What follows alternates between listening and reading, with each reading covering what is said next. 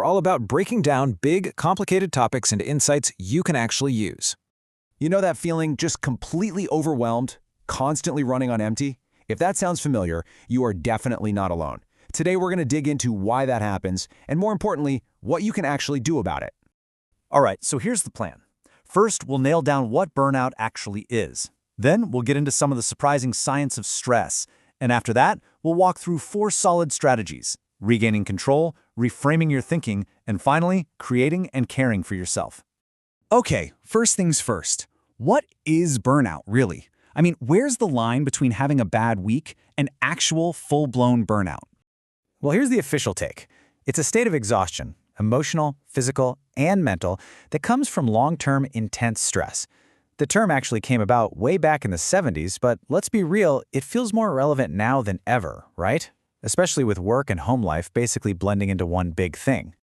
And look at these symptoms. This goes way beyond just being tired. We're talking about a kind of chronic fatigue that sleep just doesn't touch. You can't concentrate, you feel disconnected from everything and everyone, and that feeling of not accomplishing anything? Oof, it's a really deep sense of just being done. So where does this all come from? Well, you're probably looking at some familiar culprits here. Unrealistic workloads, those blurry boundaries we mentioned, maybe feeling micromanaged. The tricky thing is, this stuff doesn't usually happen all at once. It's more like a slow burn, chipping away at you day by day, until you look up and realize your tank is completely empty. But here's where it gets really interesting. What's actually happening inside our bodies? Because this isn't just in your head, it's a real physical thing. And a recent study gives us this incredible window into the biology of stress. Yep, stress isn't just a feeling. It has real, measurable effects on your body. Okay, so check this out. A 2025 study in a journal with a very long name, Psychoneuroendocrinology, found that higher levels of cortisol, which is your main stress hormone, were directly linked to lower sexual desire, especially in women. A direct measurable connection. So let's break that down. More stress means more cortisol in your system. And more cortisol, well, it can lead to lower desire. It's a perfect example of how that feeling of being stressed out can have a very real hormonal impact that shows up in the most personal parts of our lives.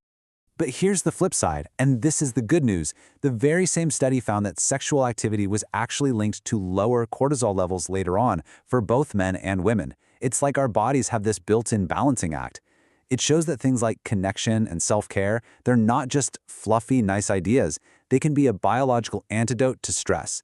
And that's a perfect lead-in to our recovery strategies. Okay, so we know the problem, we know the stakes. How do we start to fix it? Strategy number 1 is all about one thing: regaining control when everything feels like it's spinning out. Now, some of these might look small, but don't underestimate them. Simply setting up a consistent routine or finally decluttering your workspace, these are powerful ways to take back a little bit of agency. Even just setting a hard boundary on one tiny task can start to rebuild that feeling of being in the driver's seat again. All right, strategy number 2. This one is all about what's going on between your ears. That internal monologue, yeah, it can be the thing that's pouring gasoline on the burnout fire. So let's talk about changing it. And it starts with this one critical question you have to ask yourself. Am I aiming for progress or am I stuck on perfection? Because honestly, perfectionism is one of the biggest drivers of burnout out there. It's a recipe for disappointment. Shifting your focus to just making progress, that's a total game changer. Think about this little mindset shift. Instead of saying, I failed, you reframe it as, okay, now I know what not to do next time. See the difference? One is a dead end. The other is just a data point. It's a lesson that helps you move forward. And it's the same thing with your boundaries. Instead of feeling like, I have to say yes, try thinking, I can say no to protect my well-being. This is so key. Saying no isn't selfish. It's self-preservation. It's just as important as organizing your physical space. Okay, on to our last 2 strategies, and these are all about refilling your tank. We're talking about creating and caring. So strategy 3 is to create something new. Someone once called burnout an erosion of the soul, and that just hits so hard. The antidote to that erosion is creation. And it doesn't have to be some grand masterpiece. It could be learning a new skill at work, connecting with a coworker on a new idea, anything that gets that spark of inspiration going again. And finally, strategy 4, care for yourself. And please, hear me on this. These are not luxuries. They are absolute essentials. Building an after-work routine, taking a 30-second micro break to stretch, trying a 5-minute meditation app. These are the things that actively lower that cortisol we were just talking about.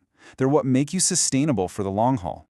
Because here's the most crucial takeaway of all. Burnout is not a permanent state. It can feel like you're stuck in a deep, dark hole with no way out. I know. But it's not a life sentence. Recovery is 100% possible, and it happens through those small, intentional steps we've been talking about. So I'll leave you with this question. Don't think about fixing everything all at once. That's just overwhelming. Just ask yourself, what's one small step you can take today, right now? Because that one little thing, that's the start. That's how the journey back to feeling like yourself begins.